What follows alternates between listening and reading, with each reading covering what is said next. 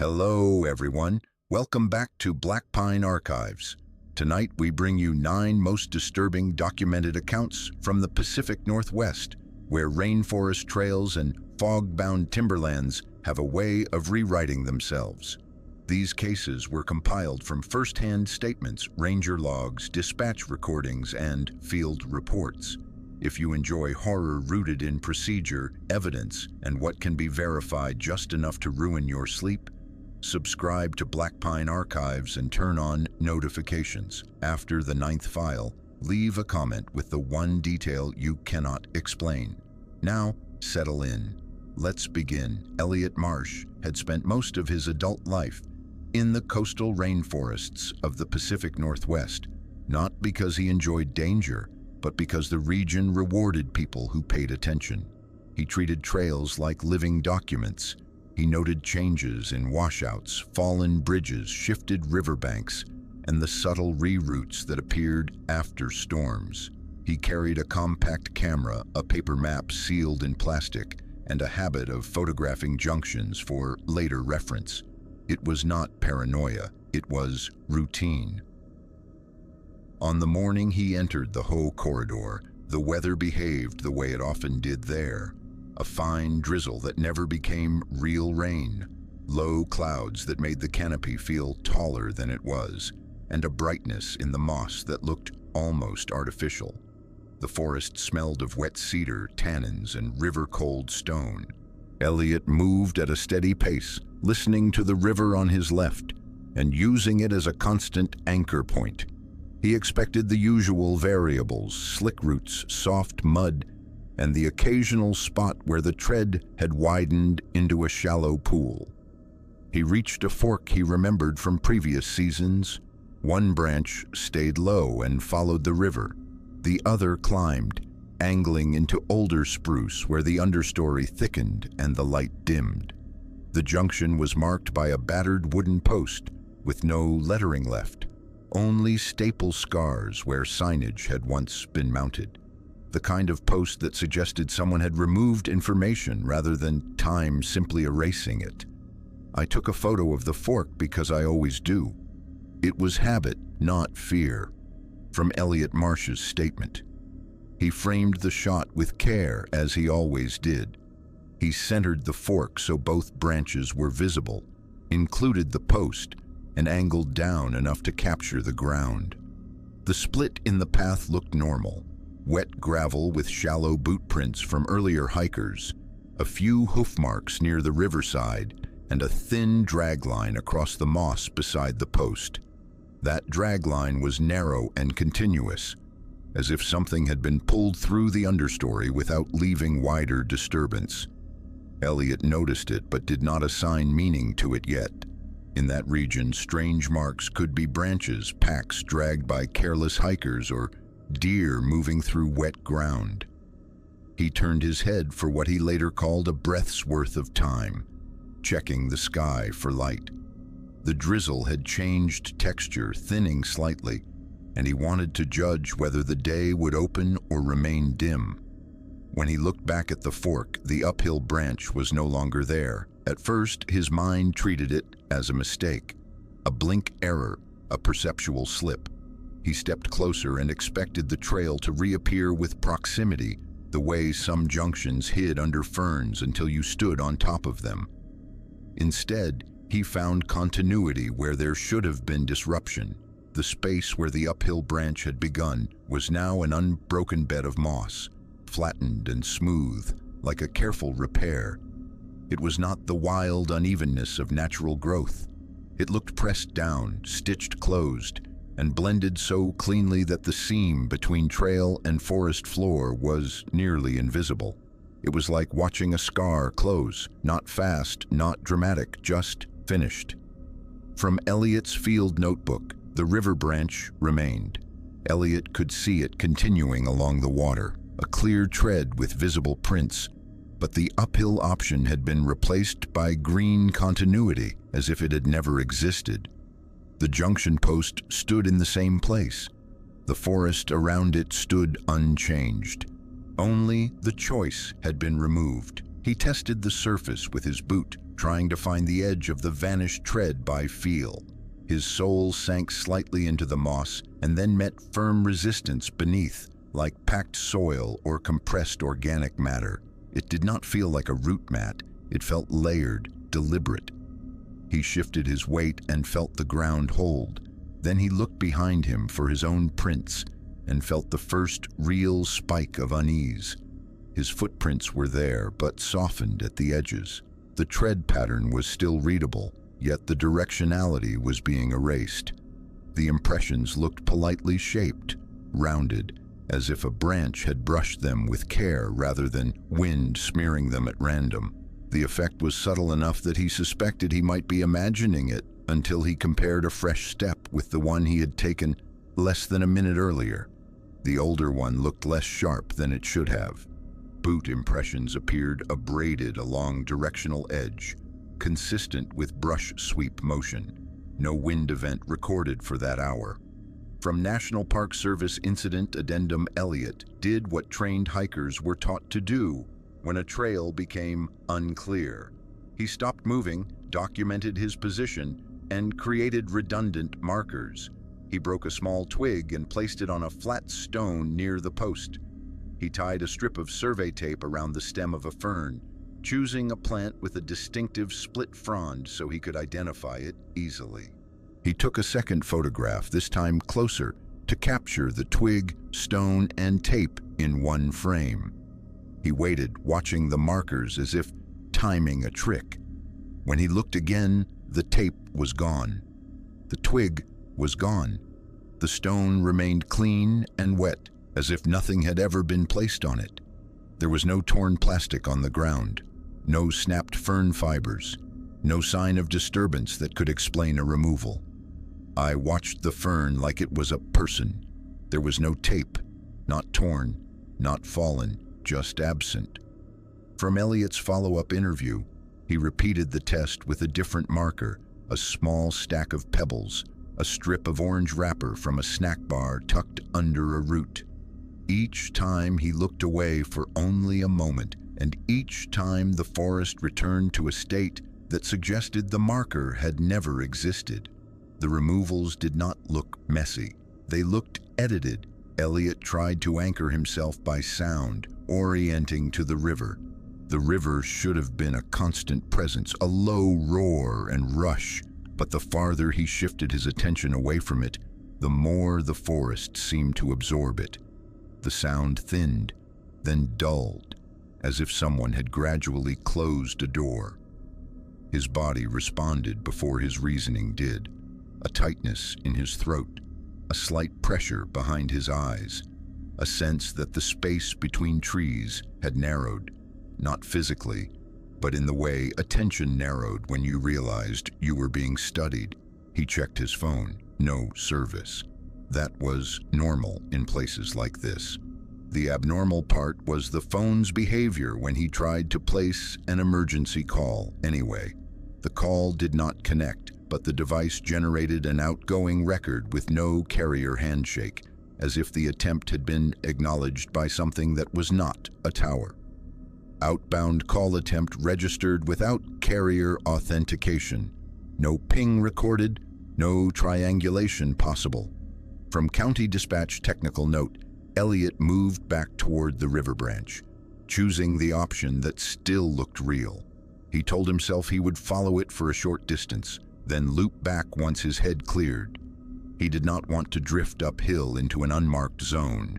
He wanted open sound, consistent tread, and the familiarity of water. Within minutes, the river sounded wrong again. Not quieter this time, but delayed, as if his ears were hearing it from a distance that did not match his sightline. He could see the water through trees, but the timing of sound against movement felt slightly misaligned, a fraction late in a way that made his stomach turn. He stopped and listened carefully. The drizzle ticked on leaves. His breath was loud. Somewhere nearby, a woodpecker should have been active. There was nothing. The forest had the kind of quiet that felt maintained. He walked back toward the junction to prove to himself that the fork still existed as he had last seen it. He expected to find the post, the flat moss where the uphill branch had been erased, and the river branch continuing on. He did find the post, but the junction looked subtly different. The river branch was still there, but the ground near it looked smoother than before, as if the forest had brushed even that area into uniformity. More unsettling, the narrow drag line beside the post had multiplied. There were now several faint lines parallel, like repeated passes of something narrow moving through moss with patient consistency.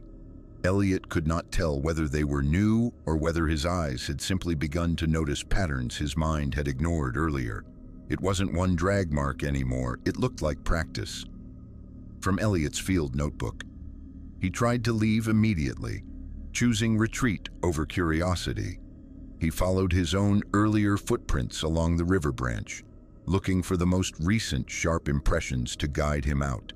But the prints did not stay consistent. The farther he went, the less crisp they became. The forest was not erasing them all at once. It was erasing them like a person erases a route carefully, making sure no direction remained more readable than another. Elliot attempted to create a new line of proof. He walked off-trail in a straight line for several steps, deliberately scuffing the moss to expose darker soil beneath. He wanted an unnatural mark that could not be mistaken for normal tread. When he looked back, the scuffs were still there, but they had been softened at the edges and covered with a thin overlay of disturbed needles, as if someone had tried to make the damage appear accidental rather than directional. Off-trail disturbance present but partially disguised by redistributed surface debris. Pattern resembled deliberate concealment. From ranger field observation at some point, Elliot realized he could no longer trust elapsed time. He was not seeing anything dramatic like spinning clocks or sudden darkness. The distortion was smaller and worse. Minutes that did not feel like minutes. A steady pace that did not produce expected distance. A sense of walking inside a place that was adjusting around him while keeping everything calm enough to prevent panic from becoming action. He took out his camera again and photographed the ground repeatedly, trying to trap the changes in still images. The camera behaved normally. The clicks sounded real. The lens focused. The photos saved. But when he reviewed them, certain frames appeared slightly wrong. Not missing, not corrupted, but lacking detail where detail should have been present. In one image, his own boot print was visible, but the edge where it should have been sharp looked blurred, as if the blur had been applied only to the directionality. Images showed localized softness around tread edges, inconsistent with lens focus. Possible post-capture artifact. From a digital review note attached to the case, Elliot did the last thing he wanted to do. He chose the pressed corridor, the pale line through moss near the post. The one that did not belong to either branch was the only feature that remained consistent. It looked like a third option that the forest had left behind on purpose. He followed it because it looked like the only thing the environment wanted him to follow. The corridor was narrow and pressed down as if by repeated passage, yet it did not show clear footprints. It felt like a path designed for movement without evidence. The deeper he went, the more the forest smelled metallic, faintly beneath the wet cedar, and the quieter the world became, until even the drizzle sounded distant.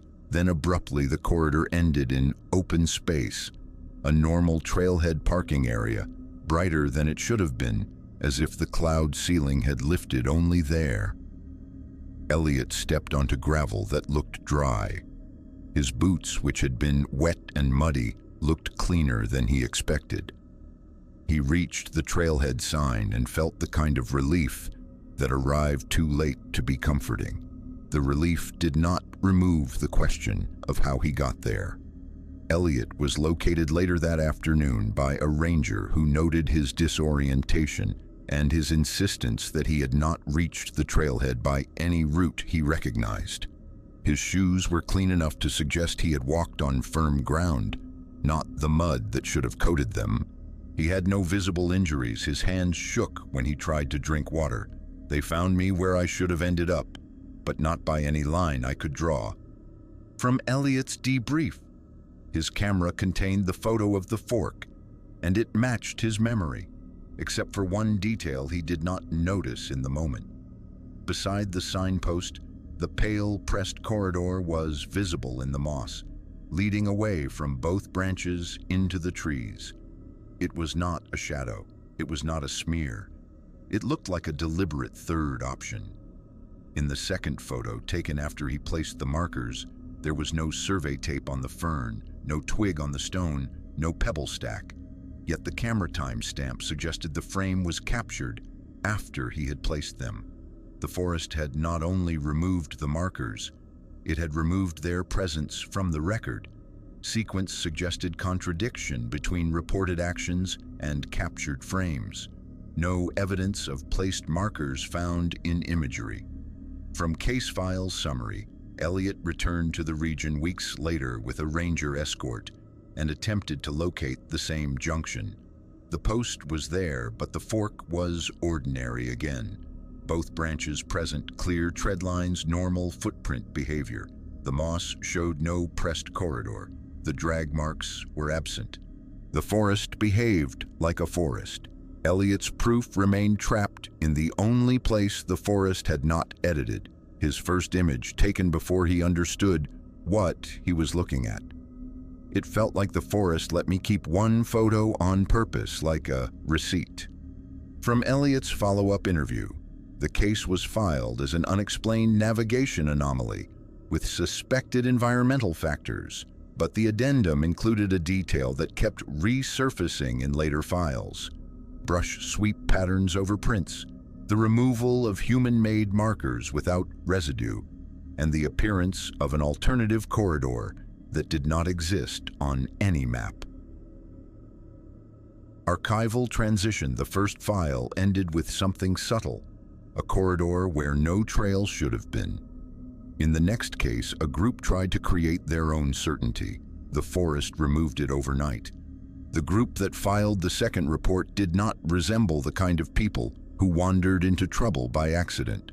There were 4 of them, friends who had camped together for years in the Pacific Northwest and treated the rainforest with the respect you learned after enough cold nights and enough slippery trails. They planned their weekends with checklists. They carried extra socks in sealed bags. They brought bright flagging tape, a handheld GPS, printed maps, and a simple rule about movement. No one left the sightline for longer than a minute. They chose a quiet area near Quinault, away from the busiest trailheads, with access to a shallow creek that could be filtered and a small clearing large enough for 2 tents. The weather was expected to be typical, wet, cool, and persistent. Their first evening passed without incident. They set camp, hung food, checked the tree line for dead limbs, and took their time establishing a route to water that would remain obvious in low light. They marked the path the way they always did, a strip of bright tape tied around a trunk at shoulder height. Another strip 30 or 40 paces later. Each knot was positioned so the loose end pointed back toward camp. A simple visual arrow that helped if fog rolled in or rain reduced visibility. We tied the tape high and bright. You could not miss it unless you were trying. From the group statement, they walked the marked line twice before dark, confirming that the tape was visible from multiple angles. They filtered water, returned to camp, and ate in a steady rhythm that suggested comfort rather than tension. None of them reported hearing anything unusual that first night, but the rain arrived after midnight in a hard, close pattern that made the entire forest sound like a roof being tested. At dawn, everything was wet. Their boots were damp even before they put them on. Their hands felt clumsy with cold. They set out to the creek, expecting to see their bright route markers swinging slightly in the drizzle. There were no marks, not one strip, not one torn edge, not one scrap on the ground. The trees they had tied the tape around looked clean, as if no one had touched them. There were no fresh scuffs, no slight indentations in mossy bark, no frayed fibers caught on lichen. The trunks stood smooth and wet and ordinary, as if the previous afternoon had not happened. The trees looked wiped, not like time passed, like the last hour was removed. From a voice memo recorded at sunrise, the group reacted the way competent people reacted when reality stopped matching the record. They searched for the most rational explanations first. They walked back and forth between known points. They checked the ground for tape that could have blown loose. They checked each other's pockets and packs, making sure they had not imagined tying it. They considered wildlife pulling it down, but there were no chew marks, no shredded pieces, no scattered plastic. If something had removed the tape, it had removed it completely. They tried to retrace the route from memory. That was when they noticed the moss. A corridor had formed between the campsite and the deeper forest, a narrow band of flattened vegetation pressed down in a straight line. It did not follow natural curves or avoid obstacles the way human walking paths did. It ignored a cluster of roots that should have forced a detour. It ran as if the ground had been rolled flat by something heavy that moved without hesitation. The most unsettling part was the cleanliness of it. There were no boot prints within the corridor, no tread patterns, no heel marks.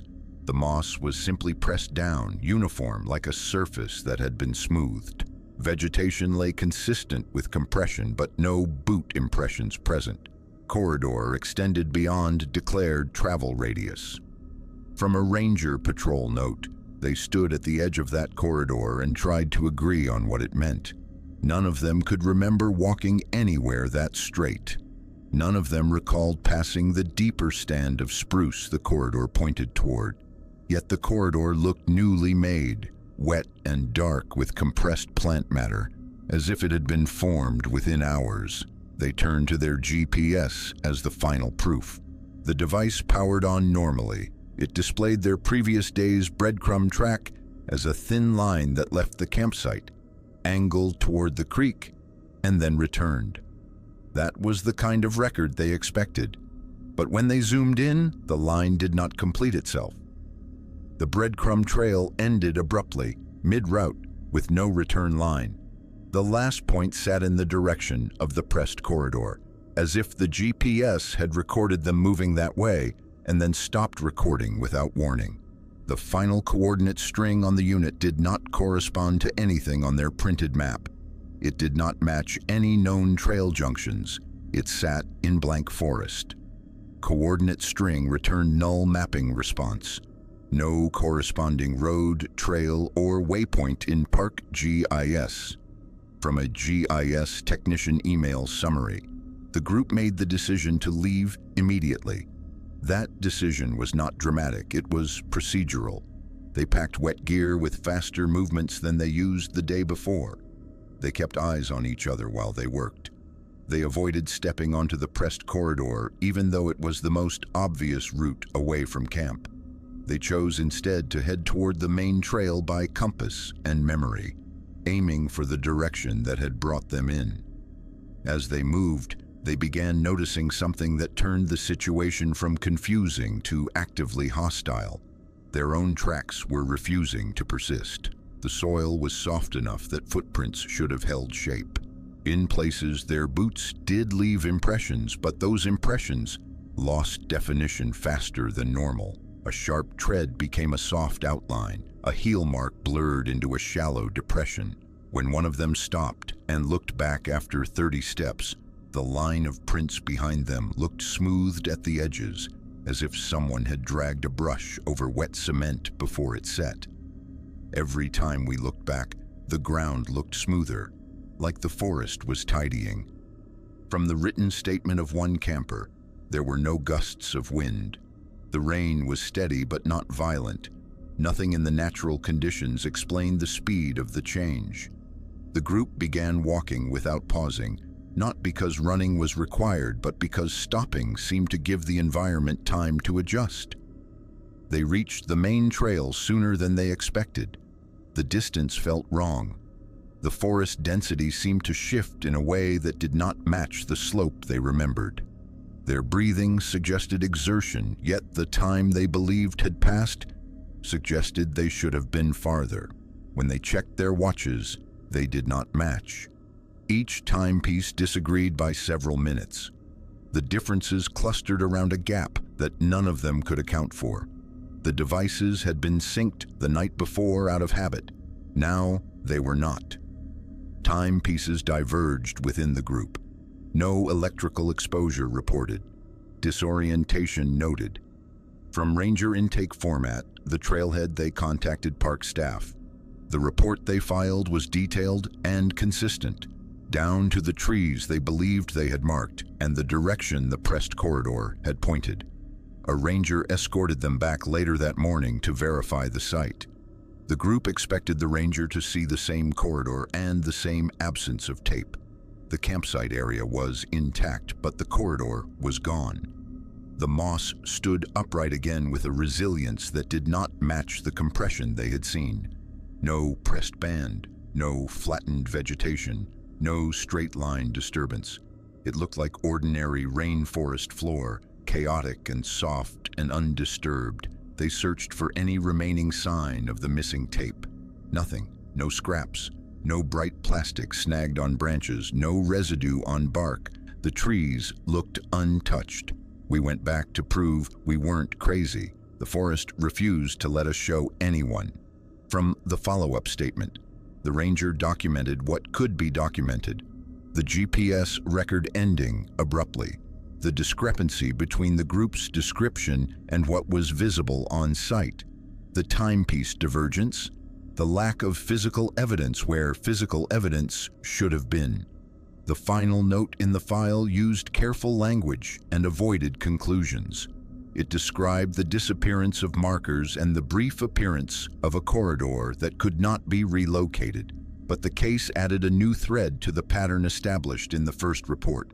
The forest did not only confuse direction, it removed human certainty. It erased markings, softened prints, and corrected the environment back into a state where no one could prove what had happened. Archival transition in the second file. The forest did not simply confuse, it corrected. The third case introduced something that looked like human infrastructure, spaced and numbered, and still not recognized by any map.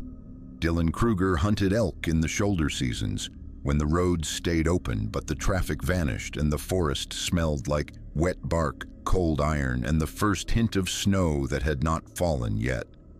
He went alone more often than not. He trusted his GPS, but he carried a compass the way other people carried a lucky coin, not because it was magic, but because it had rules. On the morning this file began, he drove east of Mount Baker into a private timber tract, where the gravel turned darker and the culverts were newer than the map suggested. The gate was open, which usually meant a crew had been through recently.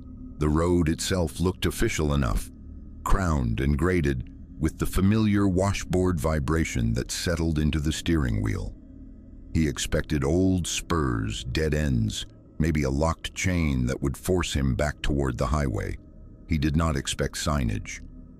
After roughly 1 hour of slow driving, he reached a stretch where wooden posts stood on both sides of the road, evenly spaced like a survey line. The posts were cut from fresh lumber, squared and clean, with tops that looked newly burned. Each one had a number branded into the wood, dark and sharp-edged, as if the heat had been applied yesterday. The posts were too neat, like a range, like someone wanted you to walk between them. From Dylan Kruger's recorded statement, he stopped the truck on the shoulder and stepped out. The air was still. Not calm, exactly, but paused, as if the tract had been waiting for his engine to shut off.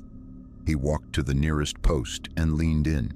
The wood smelled resinous, alive in a way fresh cuts always did, but the burned number carried another scent underneath it, a faint odor like scorched paper and wet ash.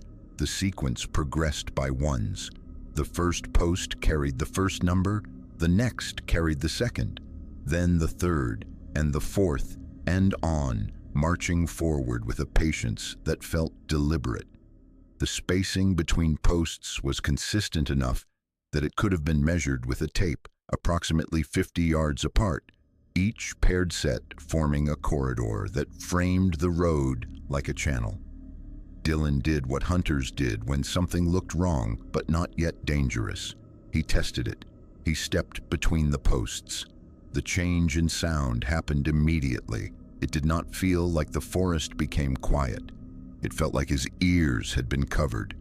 The ambient world flattened. His boots on gravel lost their crunch. His breathing sounded internal, too close to his skull. A distant bird call that had been present a second earlier disappeared, as if the corridor had swallowed it. Even the truck behind him sounded muted, like it was farther away than it should have been. Audio attenuation observed in corridor between numbered markers. Subject described pressure and muffled environment. From Sheriff Deputy Summary, he stepped back out of the corridor to the left shoulder. Sound returned in a rush. Wind in fir needles, a faint drip from a branch, the far-off clack of something moving deeper in the tract. He stepped between the posts again. The muffling returned. The pattern was repeatable. That made it worse. He pulled out his compass, expecting a steady correction. The needle wandered, paused, then drifted again. It tried to settle, but it could not hold north for more than a heartbeat. It moved like it was being tugged in small increments, as if the magnetic field here was not broken, but distracted. Then he checked his GPS.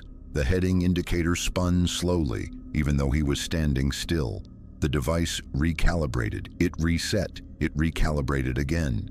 The map screen still showed a road, but the little directional arrow behaved like a clock hand, searching for an hour that did not exist. Compass did not stabilize. GPS heading drifted without movement. Device reset twice. From Dylan's hunting log, Dylan backed toward the truck and felt relief when the needle steadied the moment he crossed the invisible boundary of the corridor. The relief was brief because something about the posts was now lodged in his attention like a splinter.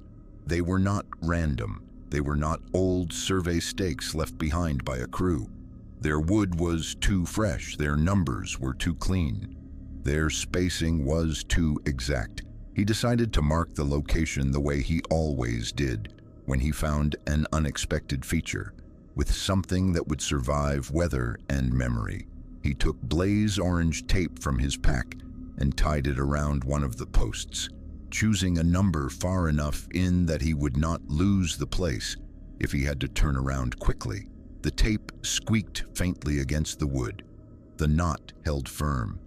His fingers came away smelling like plastic and damp resin. Then he stepped back and took a photograph. When he reviewed the image on his phone, the tape was not there. The photo showed the post clearly. It showed the burned number. It showed the wet gravel and the muted green of moss beyond the ditch line. But the tape was absent, as if the camera had refused to record it. Dylan checked the post with his own eyes and saw the tape still tied exactly where he had placed it. In the photo, it looked like bare wood, but my hands had just tied it. My fingers still smelled like plastic. From Dylan's recorded statement, he took another photo. Same result. He switched cameras. Same result. He stood between the posts again, and the muffling thickened. The pressure behind his ears increased slightly, as if the corridor had noticed his insistence. He told himself that he was overreacting, that there were explanations for missing elements in a photo, for GPS drift, for weird acoustics. Timber tracks were full of oddities. People left things behind. Crews built temporary structures and removed them. Somebody could have installed posts for a training exercise. But the numbering did not feel like training. It felt like counting. Dylan began walking forward along the corridor, not because he wanted to, but because he needed to see where the sequence ended. The numbers continued, the next post, then the next.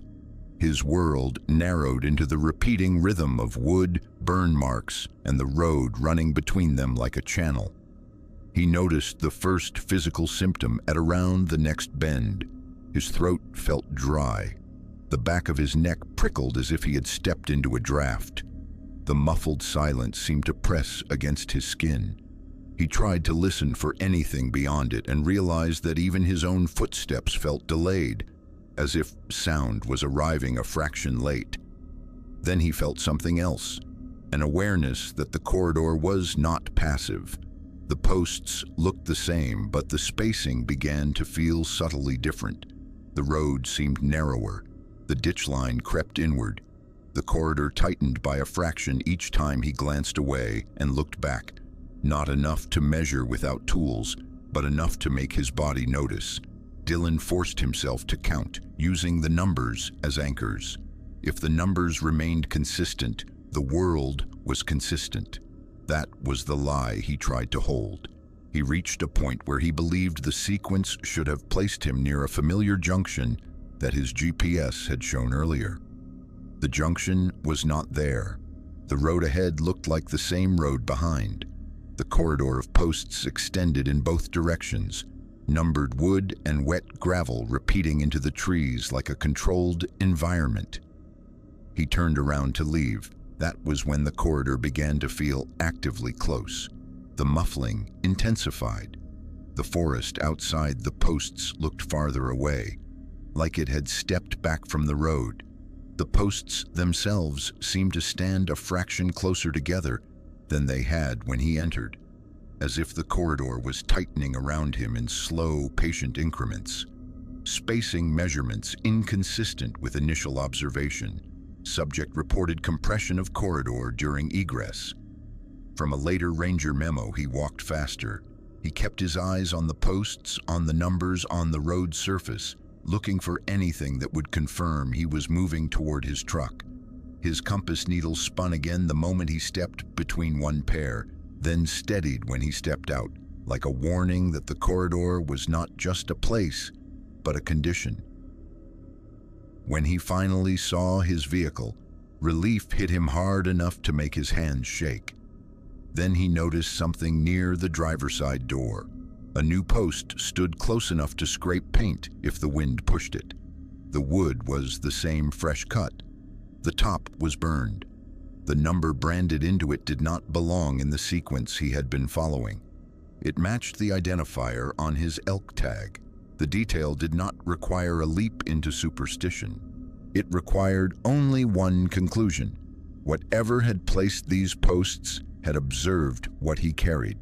It had learned a human marker and displayed it back to him with precision. That is when I stopped thinking it was a survey. It knew what I was carrying. From Dylan's audio note, he did not get into the truck immediately. He stepped out of the corridor just to feel sound return, just to confirm that the world outside the posts was still real. His hearing snapped back like a rubber band. The wind returned. The drip of water from branches returned. A distant bird call reappeared as if the forest had resumed its normal function the moment he left the engineered channel. Dylan drove out without stopping again. He did not follow the GPS route. He followed the most traveled gravel, looking for tire marks, culvert numbers, anything human and ordinary. By the time he reached cell coverage, his phone showed multiple location errors, and his GPS history contained a segment where coordinates were missing entirely, as if the device had recorded movement without knowing where that movement occurred. He reported the posts to a local ranger station as a possible unauthorized installation. The report that followed treated the claim carefully. The deputy who accompanied him days later reached the same stretch of road and found no posts at all. The corridor was absent. The gravel was ordinary.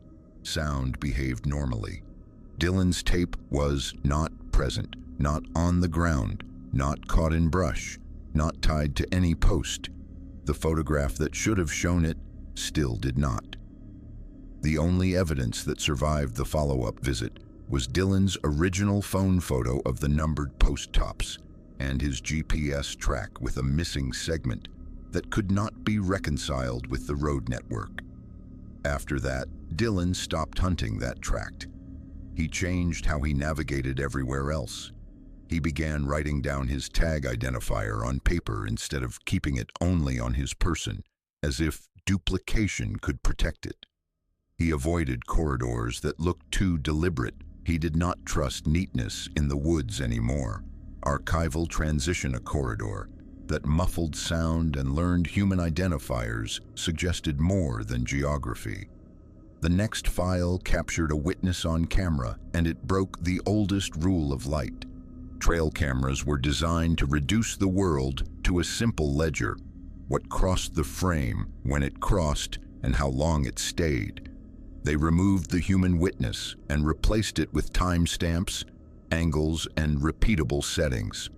In the Pacific Northwest, where fog could turn a hillside into a blank wall and rain could erase tracks in an hour, that kind of record felt like security. In late October, Raina Caldwell worked as a wildlife technician on a contract that kept her moving between clear-cuts, game corridors, and regrowth stands. She was practical, careful with equipment, and used to seeing odd things that had ordinary explanations. Wind-blown branches could trigger a sensor. A bear could smear a lens with mud. Hunters could wander where they were not supposed to be. She installed a trail camera near the edge of a fresh clear-cut where a narrow line of trees met open stubble and slash piles. Deer used the boundary like a road. Coyotes followed them. The unit faced a game path that emerged from the tree line, angled so the infrared flash would cover the first 10 yards of open ground without blowing out the image. For the first week, the camera behaved like a machine should. It recorded raccoons, a pair of coyotes, and a black bear that crossed in mist with its head down and its shoulders rolling. The timestamps were consistent. The shadows cast by the infrared flash fell in the same direction every time, dictated by the camera's position, the slope of the ground, and the geometry of brush. Then, just after midnight on one of the last nights of the month, the camera triggered and recorded a hooded figure standing at the tree line. I thought it was trespassing. I thought I would see a face when I zoomed. From Raina Caldwell's email to her supervisor, the figure was framed cleanly, centered as if it had stepped into the best possible position for the lens. The clothing read as modern and dark, a hooded jacket with the hood up, hands down at its sides, posture loose. It did not crouch. It did not hide behind brush. It looked like a person who knew it was being watched and did not mind. The anomaly was not the presence of a human shape in the woods. It was the way light behaved around it. The infrared flash created an expected pattern. Grass tufts cast short shadows toward the same side. The edges of saplings threw thin, consistent lines. Even the uneven slash on the ground produced predictable shading. Every object agreed on the direction of illumination, except the figure. Its shadow fell the wrong way, angled against the logic of the frame as if it belonged to a different flash or a different camera placed somewhere else. It was not subtle. It was the kind of contradiction that made the brain pause, then replay the image, then pause again. Shadow direction inconsistent with infrared flash position. Background shadows aligned. Subject shadow misaligned. From a technician's lab note, Raina assumed an equipment fault first. She checked the housing for cracks. She checked the lens for smears. She checked the flash diffuser because a misdirected infrared panel could create strange artifacts. Everything was intact. The scene behind the figure remained consistent with normal lighting. Only the figure's shadow disagreed. She advanced to the next frame.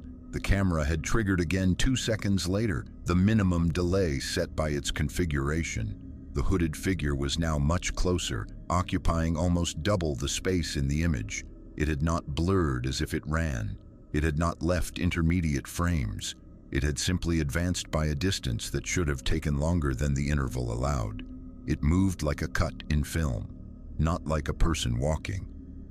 From Raina Caldwell's written statement, Raina did what she was trained to do when something looked like trespassing. She escalated it through the chain that turned a weird photo into a documented incident. She copied the files twice, sealed the memory card in an evidence envelope, and brought it to the nearest ranger station. She expected the response she had heard before: hunters, pranksters, someone testing boundaries. The ranger on duty reviewed the images without comment, then asked for the camera model and settings. An equipment specialist was contacted, and the file moved from possible human intrusion into a quieter category that Reyna later described as the drawer where nobody liked to speak too loudly. They attempted a replication. A volunteer wore a similar dark jacket and stood at the same tree-line position while a matching camera fired. The shadows behaved normally. The figure's shadow aligned with the brush. The flash behaved like a flash. The attempt failed to reproduce the anomaly, which did not prove anything, but it did remove the easiest explanation. Then a second detail surfaced when a technician zoomed in on the closer frame. The figure's feet did not appear to compress the grass. In the closer image, the vegetation under and around the figure remained upright. No bent stems, no scuffed dirt, no disturbance where weight should have pressed down. No ground deformation detected beneath subject. Vegetation remained upright. From an evidence-handling form, Reyna returned to the site the next day with additional cameras determined to remove ambiguity. She installed 2 more units with overlapping views, creating a triangle that should have captured any subject from multiple angles. She synchronized their clocks as tightly as she could, setting them within seconds of each other. The goal was simple. If someone was there, the lenses would agree. That night, all 3 cameras triggered within the same window of time. One camera captured the hooded figure again. The other 2 captured an empty clearing, the same tree line, the same grass, and nothing else. Their timestamps matched closely enough that the discrepancy could not be dismissed as a different moment, especially because the settings were identical and the motion sensors had fired. Concurrent trigger events showed non-correspondence across devices, possible localized optical anomaly. From equipment evaluation report in the morning, Reyna hiked out with a ranger to inspect the equipment physically. The ground was wet from overnight drizzle, soft enough to hold tracks. The game path showed deer prints and raccoon marks, the normal clutter of a working corridor. Near the cameras, there were no human footprints, no boot tread, no heel scuffs, no indications that someone had approached, knelt, or handled hardware. Then Reyna saw her original unit. It had been turned, not ripped off its mount, not broken, not knocked by an animal with blunt force. The strap remained tight. The housing was intact. The camera had simply been rotated a few degrees, aimed away from the game path and deeper into the trees, as if adjusted by someone careful enough to keep the mount clean. Tilt angle changed. Mount remained intact. No human tracks located within immediate radius. From Ranger Patrol log, Reyna marked the new angle with a grease pencil line and took photographs for record. The forest offered no explanation. There was no broken branch that could have snagged it, no sign of a bear rubbing against the trunk, no dragged strap. The adjustment looked intentional. That afternoon, she reviewed the images from the newly aimed camera. Most of the frames were empty forest, mist, and the occasional streak of rain close to the lens. Then, just after midnight again, the unit triggered and produced a single image that did not show the clearing at all. It showed deeper trees, darker undergrowth, and a narrow corridor of flattened moss running straight between trunks, pressed down in a line that looked less like an animal trail and more like a passage someone maintained. At the far end of that corridor, near the limit of the infrared range, the hooded figure stood facing the camera. The shadow still fell the wrong way. Its posture was the same. Hands down, hood up, a patient stillness that read as attention. Reyna's final report did not claim a monster. It did not describe a spirit. It stayed inside the language of documentation until the last line, where the tone shifted from analysis to something that sounded like reluctant truth. The subject appeared to understand the camera and chose what could be recorded. From the closing line of the file, she did not reinstall that unit. She requested reassignment to coastal surveys, citing equipment loss risk and recurring vandalism. The request was approved without argument. In the weeks that followed, the ranger station logged 2 additional incidents in nearby tracks, cameras that rotated overnight without disturbed ground, and concurrent triggers that produced mismatched frames across devices. None of those images showed a face. None of them showed a shadow that made sense. They only showed a figure that obeyed the geometry of the lens while refusing the geometry of light. Archival transition, a corridor that learned identifiers, a figure that chose how to appear. In the next case, people followed a light the way humans had followed lights for centuries and discovered the cost of trusting it. The Snoqualmie watershed had a way of swallowing certainty. Trails that looked straight forward on a summer map became unstable corridors in autumn, when damp air moved in layers and the ridgelines gathered cloud like a slow tide. The forest did not need to be hostile to be dangerous. It only needed to be indifferent. 5 friends learned that on an evening hike that was never meant to become a rescue call, they had planned something small and familiar. A short ridge loop after work, headlamps in their packs, snacks in a shared bag. The casual confidence of people who had done this kind of thing many times. They parked before dusk and climbed through thinning firs toward an exposed section of trail where they expected views of low valleys and distant lights. The fog arrived like a decision. It came quickly and with structure, not as a gentle curtain, but as a dense presence that turned depth into a lie. Their headlamps turned into halos, beams that traveled only a few feet before scattering into milky void. The group tightened their spacing, keeping voices low and close so no one drifted out of range. They did not panic at first. They adjusted. They slowed. They checked a phone compass and a watch. They searched for the sound of the ridge wind to orient themselves. Then they saw a lantern ahead. It was not the bluish LED glare of a headlamp. It was warm, amber, and steady, a clean point of light that did not diffuse the way their own beams did. It bobbed gently at about chest height, just far enough forward to suggest a person leading the way. It was the only clean light in the fog.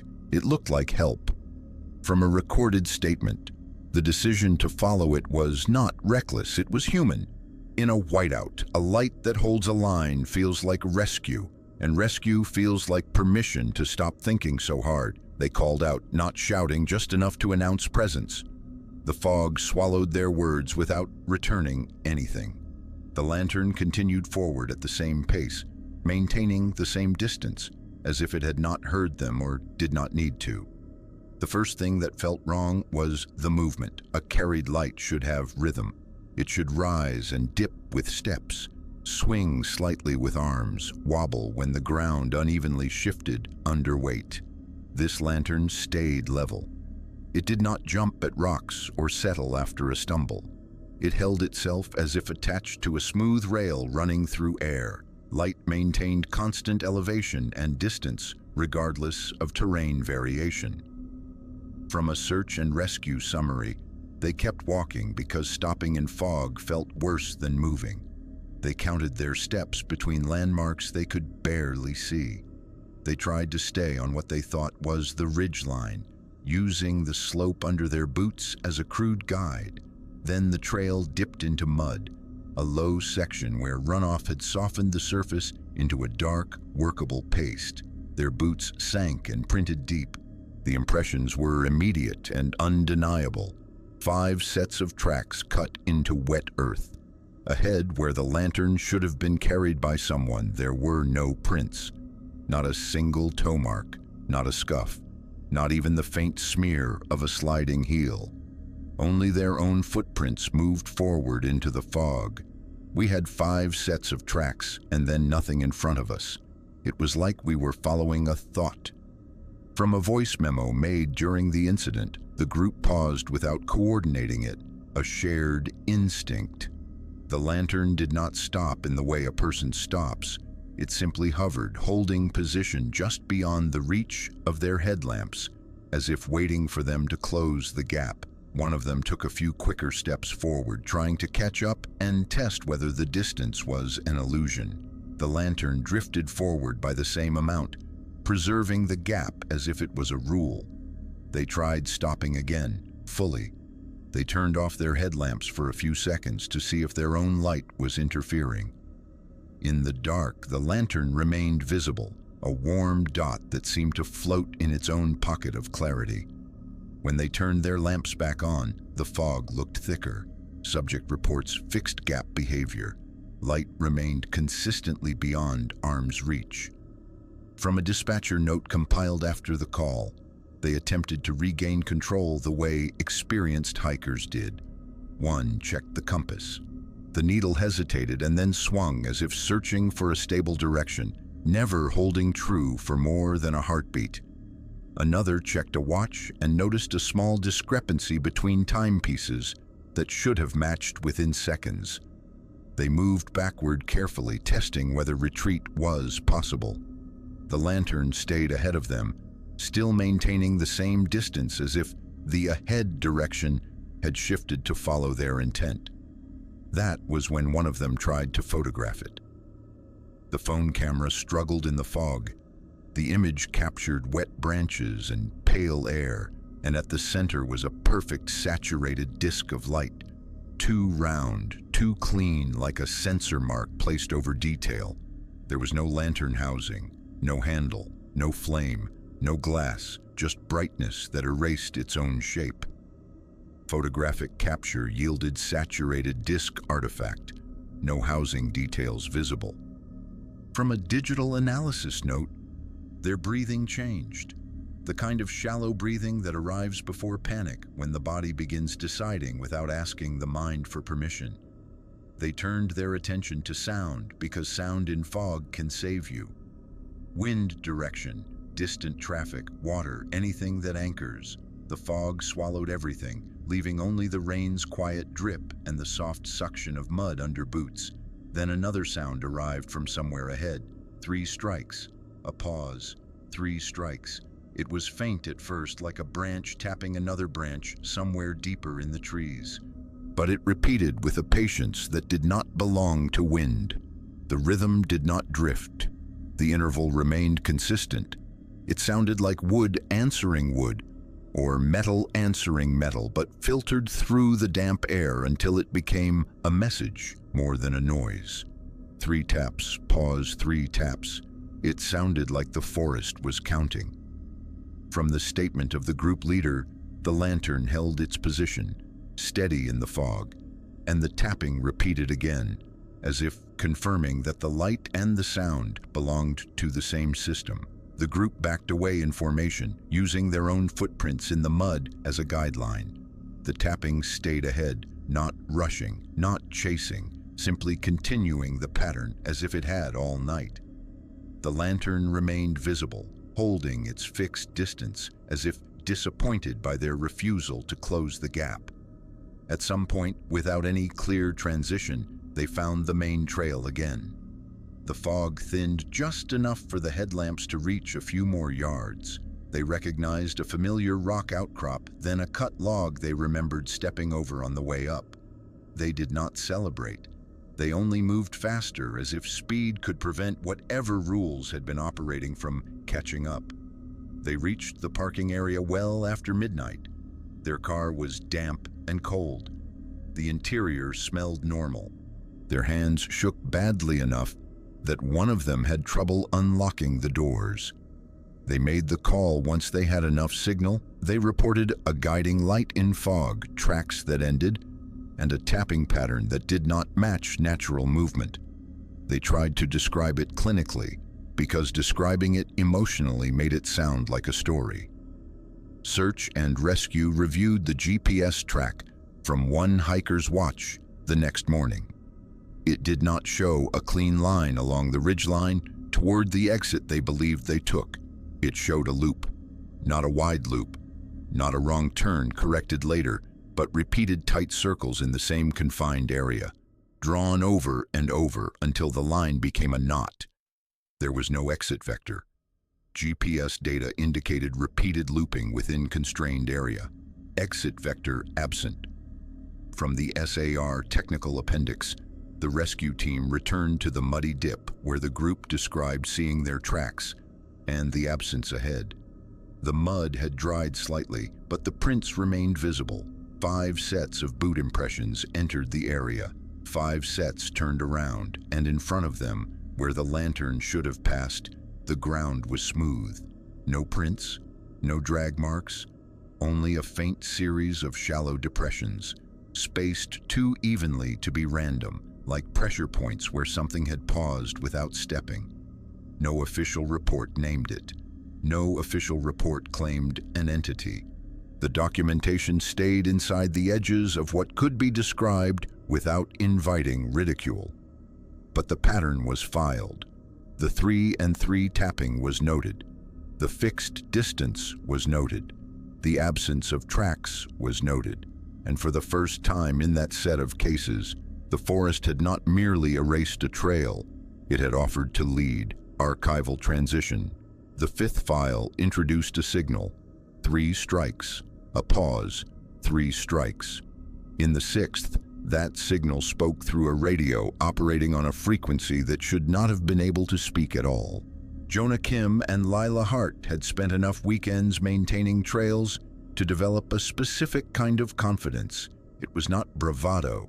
It was familiarity with small problems, fallen limbs, washed-out tread, illegible junctions, the sort of work that made a forest feel manageable because you could fix parts of it with hand tools and patience. They were volunteers attached to a seasonal maintenance crew operating on the edge of the Olympic National Forest, assigned to clear a neglected spur where hikers sometimes wandered off route. Their maps showed old lines and abandoned cut-throughs, but nothing that suggested permanent structures beyond a few emergency caches placed decades earlier. The cabin did not belong on any of those pages. They found it beyond a bend where the trail thinned into an old logging grade, the kind of corridor that still held straight lines from past machinery, even after the forest tried to soften it. The structure sat back from the path behind ferns and salal, cedar shakes darkened by years of wet weather. Its windows were cloudy with age, not broken, just filmed over as if the glass had breathed in too much damp air. A padlock held the door shut, rusted into a solid orange lump. It looked older than it should have, like it had been waiting in the same rain for a long time. From Lila Hart's written statement, they debated leaving it alone, but curiosity and protocol pushed them forward. Unmarked cabins could mean a safety issue, a squatter, a missing person's shelter, an old structure at risk of collapse. Jonah photographed the exterior for their report. Lila noted the location on her phone, watching the GPS cursor drift and then stabilize, in a way she later described as reluctant. The padlock did not yield to simple force, but the door frame had softened with rot. With careful pressure, they managed to slip the latch enough to enter, without breaking anything entirely. The interior smelled like damp paper and cold iron, an odor that suggested long-sealed air rather than recent use. The furnishings were sparse and arranged with a deliberate economy. A cot with no bedding, a table with deep scratches as if something heavy had been dragged across it repeatedly, and a wall-mounted two-way radio with a coiled microphone. The unit looked old, not antique, but outdated in a way that implied it had been installed for a specific era of fieldwork and never removed. Wires ran from it into a boxy battery on the floor. The battery looked dead. The radio was not. A voice was already playing when they stepped inside. It was not music and not ordinary static. It was a steady, close transmission with the flat cadence of a list being read aloud. The voice sounded neither panicked nor friendly. It sounded administrative. Then it said Jonah's name. It did not ask for him. It did not greet him. It stated him as if confirming a label. It said my name. Then it said her name. Then it said the coordinate from my phone. From Jonah Kim's incident statement. Leela froze long enough to check her screen because that was what her body did when reality misbehaved. Her GPS app displayed their position in a coordinate format she did not usually read out loud. The radio repeated the same location in a cadence that matched dispatch protocols, except the string did not match any system she recognized in that region. Jonah took 2 steps closer to the unit, eyes scanning for an obvious prank setup. No speaker hidden behind the wall, no wires running into a modern transmitter, no phone plugged into an auxiliary port. Just the radio, its dial, and the dead-looking battery. He tried to treat it like equipment that could be controlled. He turned the dial to 0. The voice continued. He switched the unit off at the toggle. The voice continued. He pulled the battery leads loose, expecting the transmission to die instantly. The voice continued. Device continued transmission after disconnection. Duration estimated several minutes. From the maintenance crew report. That detail mattered later because Jonah and Lila were not people prone to embellishment. Their volunteer supervisors described them as practical and reliable. Their written notes usually contained measurements and trail conditions, not claims that made a ranger pause in the middle of reading. The voice did not simply keep talking after disconnection. It held its volume and clarity as if nothing had changed. It read Jonah's name again. It read Lila's name again. It repeated the coordinate string again. And each repetition tightened the sense that this was not random interference, but a system confirming it had achieved attention. Lila did what people did when they wanted to make a thing stop. She cut the wire leading to the mount with a small multi-tool blade, expecting at least a change in audio quality. The sound did not distort. It did not crackle. It did not fade. It carried on, unbothered by physics. Audio recording captured apparent real-time recital of subjects' identifiers and location metadata from a ranger evidence intake. Then the voice changed. Not in tone exactly. The cadence became more precise, as if it had finished gathering information and moved into instruction. After each name, it began inserting a single word, clean, repeated, delivered with the same flat certainty. Return. Lila felt it more than she understood it, because the word did not land like a warning. It landed like an expectation. I heard it like a directive, not a warning, like the radio expected compliance. From Lila Hart's written statement. Jonah stepped back, and in that small movement the cabin felt tighter, as if the air pressure had shifted. Their own breathing became loud. The forest outside sounded muffled, the way sound behaved between the numbered posts in Dylan Kruger's file and the way it went flat along Elliot Marsh's vanished fork. It was as though the cabin sat inside a pocket where external noise did not enter easily. Jonah began recording on his phone. He did it the way someone might record a mechanical failure, not a haunting. The file captured the voice clearly. It captured the repeated names. It captured the coordinate string, and beneath it, barely audible at first, was a second layer. 3 strikes, a pause, 3 strikes. The tapping was not sharp enough to identify as wood or metal inside the recording, but its rhythm was exact. It did not drift with echoes. It did not wobble with random impacts. It behaved like a signal, sub-audio pattern consistent with repeated triplet knock signature. From a digital audio review, the tapping pattern pulled a thread through the prior cases. The lantern in the fog, the metallic return signal in Caleb Rourke's file, the faint 3 and 3 under Sophia's audio in the dispatch center. The sound had the same patience each time, as if it was the forest's preferred way of confirming contact. Jonah and Lila left quickly after that. Not running at first, but moving with the deliberate speed of people who understood that hesitation was a mistake. They did not attempt to take the radio. They did not attempt to photograph the dial in close-up. Their instinct was not to collect evidence. It was to put distance between themselves and the cabin. Outside, the forest felt suddenly loud again, as if a damp blanket had been lifted. Wind moved through needles. A bird called somewhere unseen. The ordinary noise returned with a force that made Jonah's stomach turn, because it emphasized how quiet the cabin had been, without them realizing it. They reached the main trail and kept moving until the GPS signal felt stable and the phone's compass held a direction without stuttering. Only then did they stop to review what they had recorded. The file existed. The sound existed. They reported it to a ranger that same day, handing over the coordinates and the recording without editorializing. Their report focused on what could be verified: unmarked cabin, wall-mounted radio, transmission continuing after disconnection, repeated identifiers, and the single directive. Return. The ranger who took the report did what rangers did.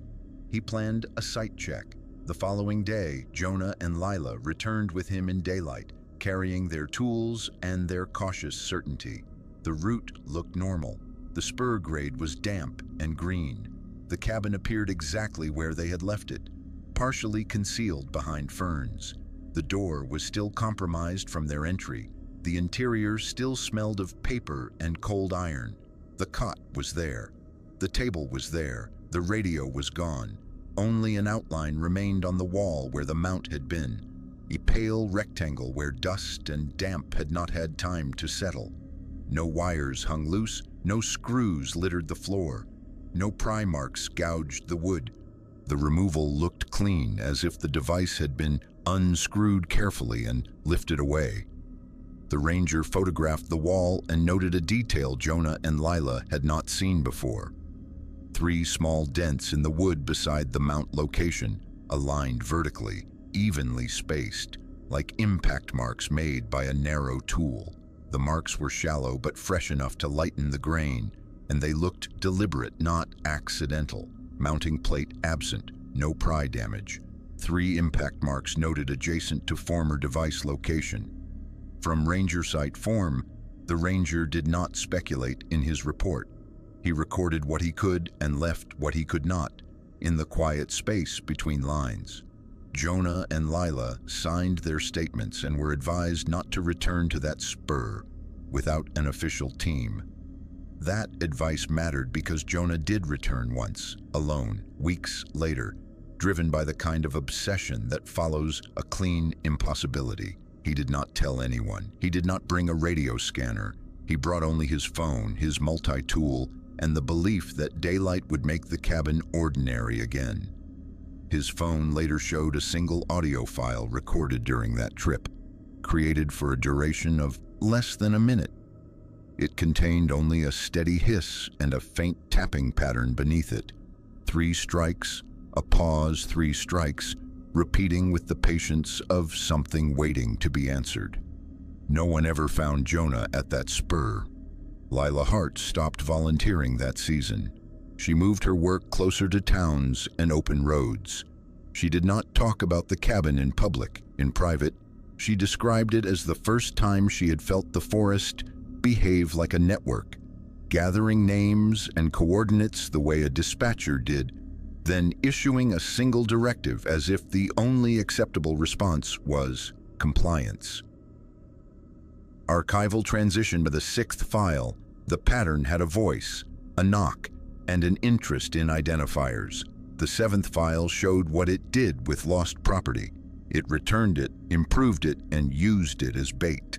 The search for Marin Ochoa began with the usual assumptions: a wrong turn, a twisted ankle, a phone with no signal, a daylight hike that became a problem only after the sun lowered and the air cooled in the river corridor.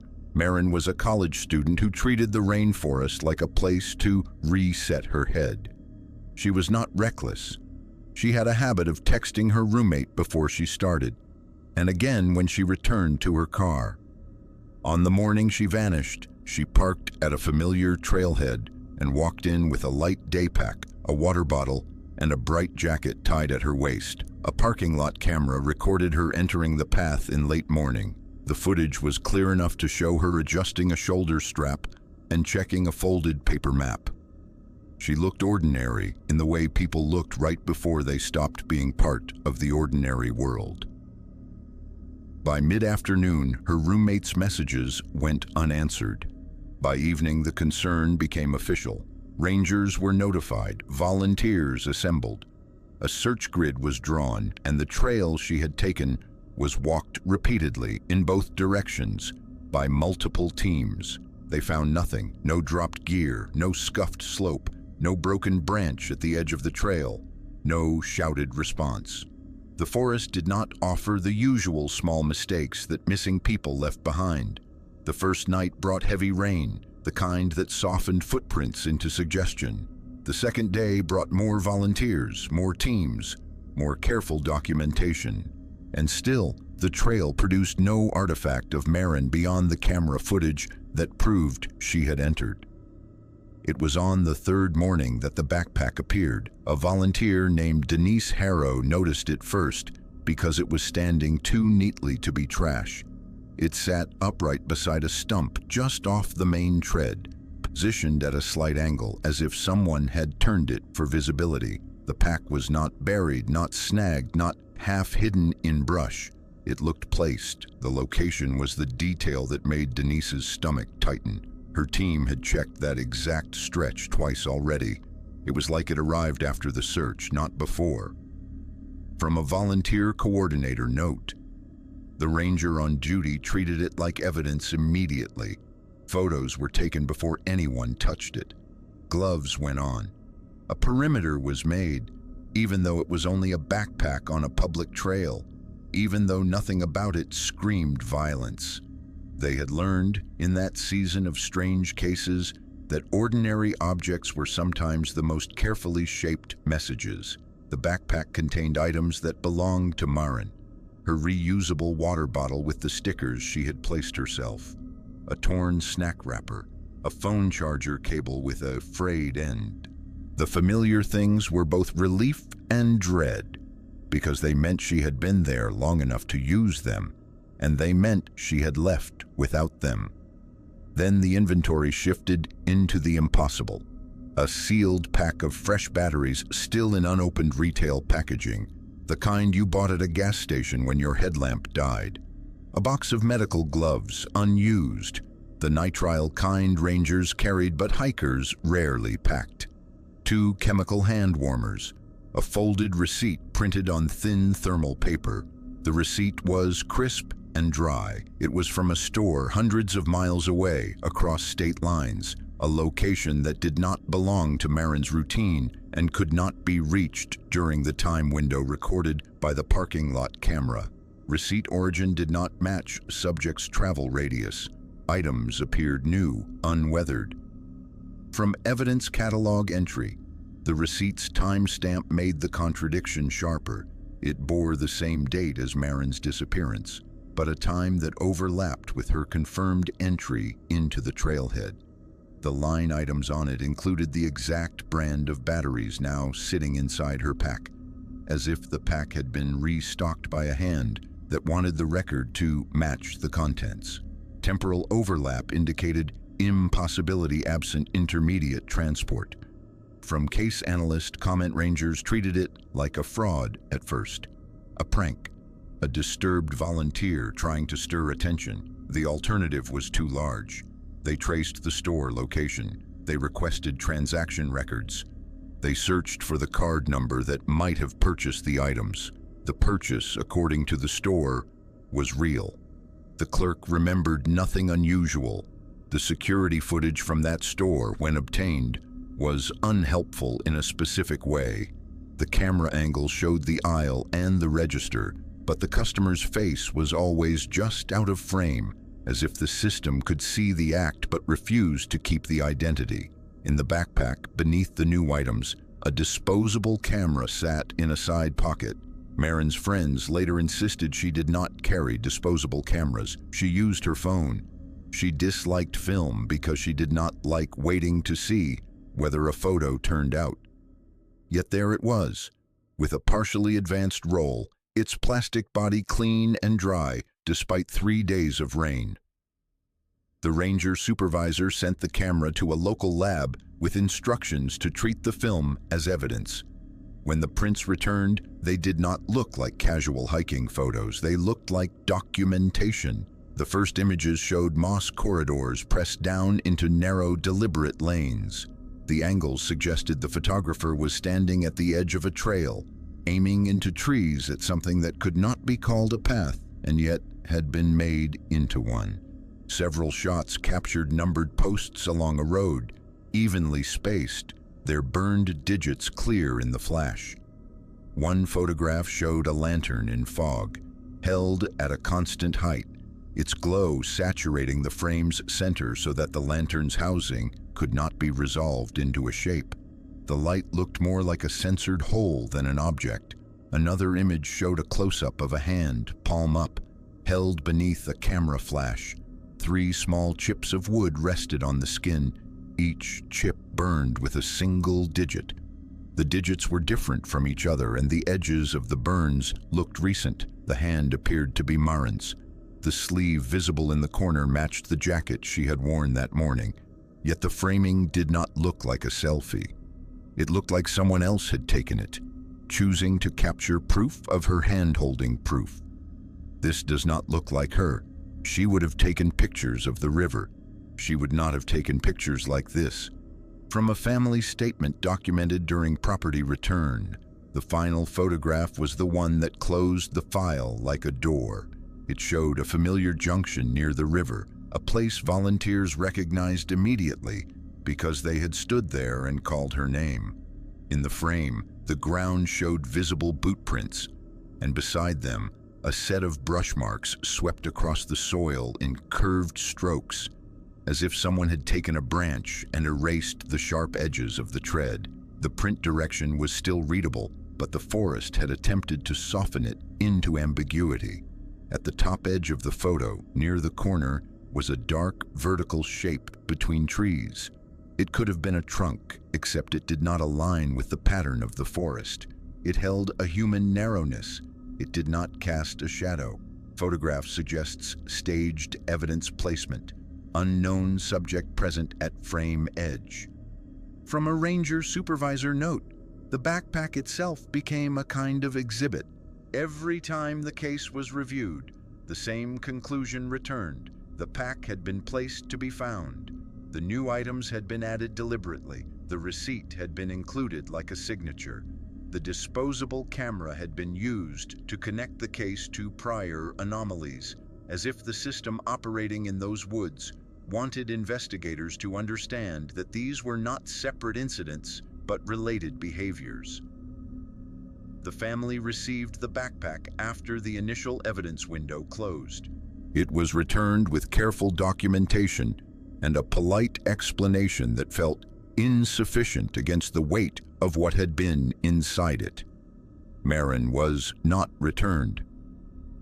2 weeks later, the sheriff's office received an envelope with no return address, postmarked from a town in the same county but dropped in a box that security footage could not cover clearly enough to identify a person. Inside was the original receipt, the same thermal slip that had been logged and photocopied, now returned as if to prove someone could take evidence out of a locked system and put it back again. Beneath it was a thin strip of wood. A coordinate string had been burned into the grain, not written.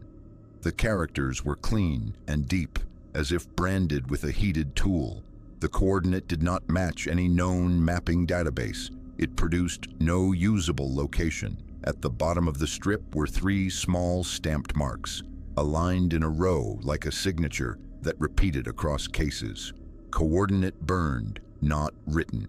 3 marks stamped at the bottom like a signature. From Sheriff Property Intake. The deputy who cataloged the envelope added a personal note that did not belong in the official record but survived in the file anyway.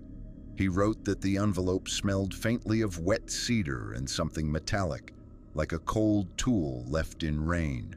It was a small detail, but it fit the pattern. The forest did not simply take people, it curated the evidence left behind. It returned objects as if returning them improved the message. And in this case, it returned the backpack not as a sign of rescue, but as a demonstration of control. It could place a pack on a trail already searched. It could add what it wanted. It could attach a receipt, like a proof of purchase. And it could produce photographs that made the missing person's last hours look less like an accident and more like a guided sequence, staged for whoever would come afterward and try to understand. Archival transition. Returned objects, burned numbers, a knock pattern, a voice on impossible frequencies. The 8th file confirmed the system could communicate through the trees themselves, using the oldest network in the forest. The Skagit drainage had a reputation among late-season campers for being quiet in the wrong ways. Not quiet like snow silence or deep forest stillness, quiet like a room that stopped breathing when someone unfamiliar stepped inside. Rangers had written it off for years as weather, as acoustics, as the way valleys trapped sound. People still camped there because the river ran clean and the firs broke the wind, and because most warnings sounded like superstition until the night you heard the same thing for yourself.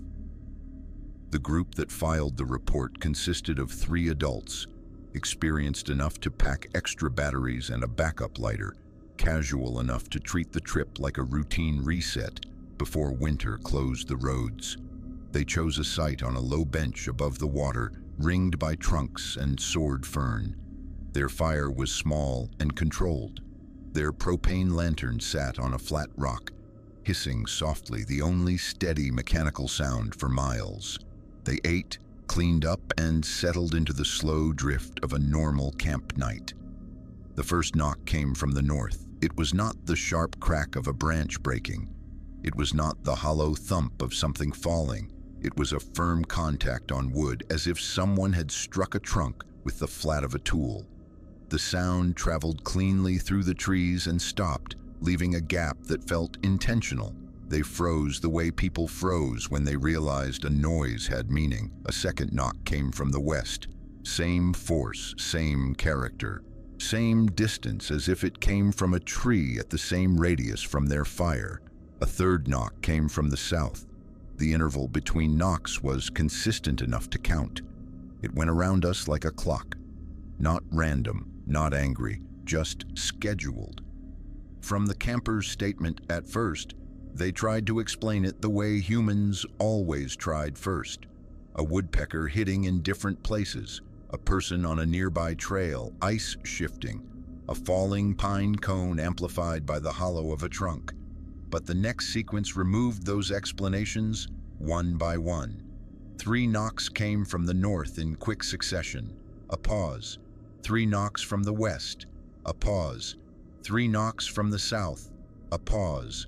3 knocks from the east, completing a circle they had not yet named but were already feeling. The circle did not close like a loop. It tightened like a net. The ranger intake form later described their perception with clinical restraint, but the original audio note captured the panic underneath the attempt to remain calm. Perceived approach occurred in discrete increments. Signature triplet pattern repeated. From a ranger radio summary, they leaned closer to the fire, not because the fire was warmth, but because it was certainty. A controlled flame meant the world still obeyed at least one rule. They turned their headlamps off to listen better, and in the sudden darkness, the forest sounded larger, as if removing light gave the trees more room. The next round of knocks repeated the triplet pattern, but each set sounded closer by a single trunk. Not closer by rushing footsteps, closer by placement. North, west, south, east, then again north, west, south, east. The timing remained constant. The radius shrank by an amount that felt measured. One camper raised a phone and started recording without speaking, as if sound itself might be interpreted as consent. The audio file later became the only reason the case was treated as more than a campfire story. The knocks were clear. Beneath them was something else, a low, steady hiss that resembled radio carrier noise, the kind that sat behind a transmission when a channel was open but no one spoke. It was not wind. It was not the river.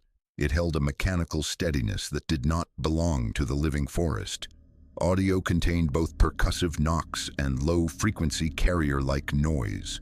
From a lab note attached to the file, they tried to remain still and let the pattern pass. It did not pass. The triplets continued, and the circle moved again. One measured step closer. The smell changed with it. The air carried wet cedar and river mud, but threaded through it was a metallic note, the faint tang of wet copper, the same odor that appeared in earlier files whenever the system seemed to engage. The lantern hissed steadily. The fire snapped once, then settled into coals. Their campsite had become a small island of light, surrounded by an organized rhythm. One camper made the choice that ended any illusion of observing from safety. He struck a log beside the fire 3 times with the back of a hatchet, matching the spacing as precisely as he could. The forest answered without delay. The response did not come from one direction. It came from the ring itself, matching his interval exactly, as if confirming it had heard, understood, and registered the attempt at communication. It answered like it was confirming receipt.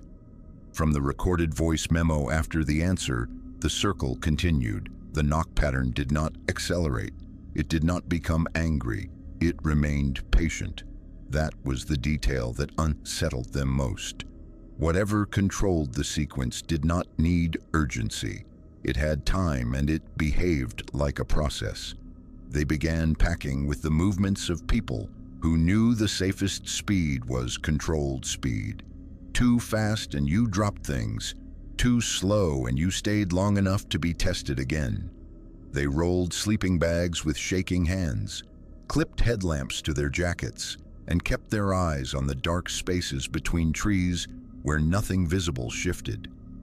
As soon as they committed to leaving the site, the knocks stopped.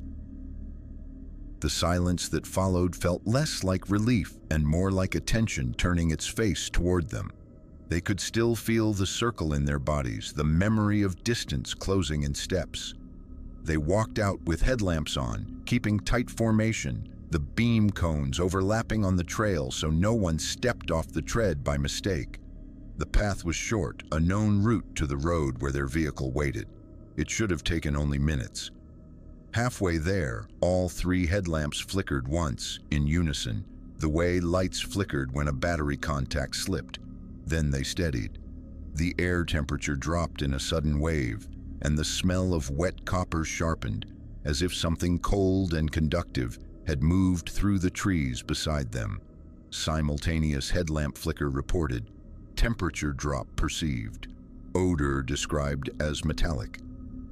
From the incident intake format, the trailhead their vehicle sat where they had left it, but the doors were open, both front doors hanging outward in the dark like a posture.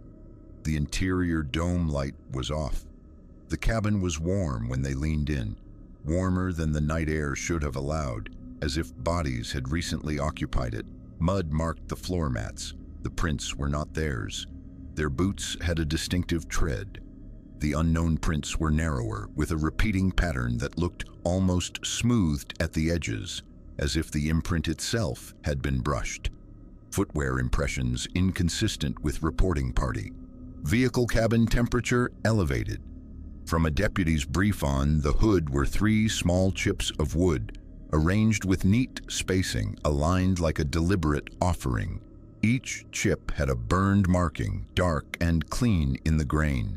The numbers matched the first 3 posts documented in Dylan Kruger's file, the same sequence that had started a corridor and then began learning identifiers. The campers did not touch the chips. They did not pocket them as souvenirs.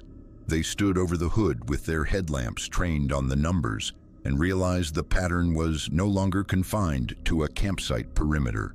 It could follow, it could arrive ahead of them, it could enter what humans treated as private space without leaving the usual evidence of entry. One of them recorded a final voice memo before they drove. The knocks stopped when we moved. It felt like it had finished the lesson. From a phone recording made at the trailhead, when the deputy arrived, he noted the chips, photographed them, and placed them into an evidence bag. He attempted to lift prints from the door handles and found none usable. Rain could have erased them. Gloves could have prevented them. Or there could have been nothing to lift at all. By morning, the prints on the floor mats had dried into faint outlines. The warmth had faded. The wood chips remained in the evidence locker, but the smell around them lingered for hours, a faint mix of cedar and metal that officers later described without confidence, as if language was insufficient. The file closed with a line in the ranger summary that suggested the investigators were beginning to accept a larger framework. The knocks were not a threat by themselves. They were a protocol. They were the forest demonstrating that it could mark time, measure distance, confirm signal, and leave a numbered signature in a place where humans expected the night to be nothing but weather and animals. Archival transition by the 8th case, the pattern was no longer subtle. It left marks. It answered. It closed distance by steps. The final file ended at the waterline, where tracks should have been easiest to read, and where the forest seemed to hand back only what it no longer needed. The call came in the way many missing person calls came in along the Pacific Northwest boundary zones. A family member reporting a plan that seemed harmless, a check-in that never happened, a vehicle still parked where it should not still be parked. The name on the intake form was Tessa Ward, a solo photographer who worked weddings in the city and spent her days off in rainforests because the light there made everything look older and more honest. She had entered the area in the early morning with a single camera body, 2 lenses, a thermos, and a small day pack. The route she chose was considered simple: a maintained trail, a river access point, a loop that most people completed without incident, even in drizzle. When she failed to return, a volunteer search team was activated before the afternoon faded. The response was methodical and familiar. Check trailhead logs, scan parking areas, establish last known point, and begin a grid near water first, because water changed outcomes quickly. The terrain was straightforward on paper. A narrow trail threaded through moss and cedar, then dropped to a stony bank where the river moved fast over dark rock. The first irregularity was not what they did not find. It was what they did find and how it had been arranged. At the waterline, on stones that were slick with spray, sat a pair of hiking boots placed side by side. Not tossed, not half submerged, not jammed into mud by current. The laces were loosened neatly. The tongues sat forward as if someone had slid their feet out without urgency. The boots faced the river, toes pointed toward the flow like a quiet decision. They were damp inside. They were still warm. The boots were warm, not sun-warm, body-warm. From a search volunteer's statement, the volunteers did what trained volunteers did when a scene felt wrong. They widened their attention and lowered their assumptions. They scanned the bank for scuffs, for broken fern stems, for the shallow skid marks a person left when stepping onto wet rock. They looked for prints in the mud where the trail met the river. They moved slowly so they would not overwrite evidence. There were no approach prints. There were no departure prints. The mud held only the team's own impressions, crisp and unmistakable. The stones held no fresh scrape marks. Even the damp moss at the trail edge showed no compression consistent with a person standing there and hesitating. The absence was too clean. No tracks observed at ingress or egress. Negative print evidence inconsistent with expected behavior. From a sheriff's scene report, a deputy arrived and photographed the boots from multiple angles before anyone touched them. The photos later became unsettling in a way photographs often did in these cases. The scene looked normal until you searched for the logic that should connect it. The deputy noted the temperature of the boots using a gloved hand and then called for a thermal unit, not because it was standard in every search, but because something about contained warmth implied contained time.